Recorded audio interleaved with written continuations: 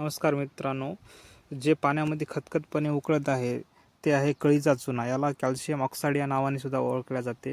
हे पाण्यामध्ये टाकल्याने एक रिॲक्शन तयार होते, त्यामुळे याला रात्रभर थंड पाण्यामध्ये भिजवूनच याला शेतीमध्ये उपयोग केला जातो. आपण याला पपई पिकासाठी याचा वापर करत आहे.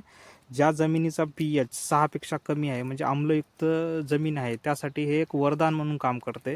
आम्लयुक्त जमिनीमुळे पिकाची वाढ हे चांगल्या प्रकारे होत नाही, त्यामुळे चुना हे नॅचरलरित्या कॅल्शियम हे जमिनीला उपलब्ध करून देते. त्यामुळे जमिनीचा आणि पाण्याचा pHसुद्धा मेंटेन करण्याचं हे काम करते.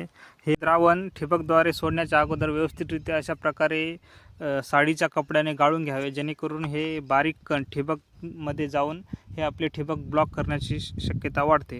यामध्ये आपण देशी दारू एकरी 500 ml याचा उपयोग करत आहे. याने जमिनीमधील पाण्याचा निचरा हे व्यवस्थितरित्या होतो आणि मुळ्या हे चांगल्या प्रकारे ॲक्टिव्ह होतात आणि जे आपण औषध सोडतो हे सर्व प्रकारे पिकाला सहजरित्या लागू होते. अशाच नवीन व्हिडिओसाठी आपल्या पेजला फॉलो करा. धन्यवाद.